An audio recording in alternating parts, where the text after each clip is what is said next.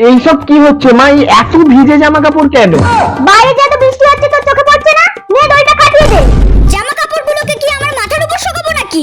তা বলে ঘরের ভিতরে কে ভিজে জামা কাপড় শুকনো দেয়? কিছু করার নেই, জামাগুলোকে শুকনো করতে হবে। ভালো লাগে না।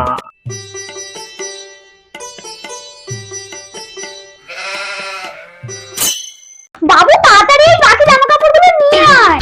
সে নয় ঠিক আছে, কিন্তু তুমি এত তাড়াহুড়ো করছো কেন? আরে রোদটা উঠে যা, আবার বৃষ্টি শুরু হয়ে যাবে। আয় আয়। যা, আবার তো পুরো পুরো বৃষ্টি পড়ছে।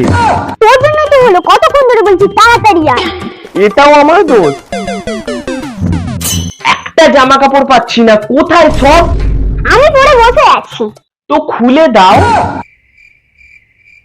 আরে দাও। তোকে কিছুটা খুলতে দিয়ে দেখাতে হবে যে সব জামা কাপড় ভিজে। তো কি পরবো? ওই গামছাটাই তুই পরে থাক।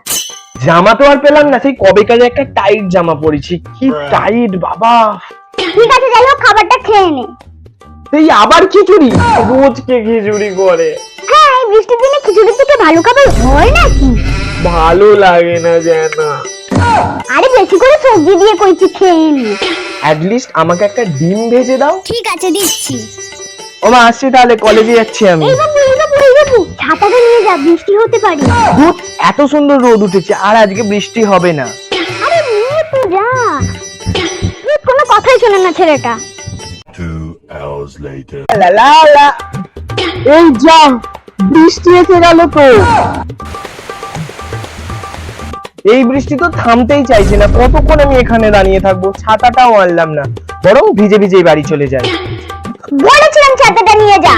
আরে কি করে জানবো এই এত বৃষ্টি হবে? এবার যদি শরীর খারাপ হয় না, তোর একদিন কি আমার একদিন।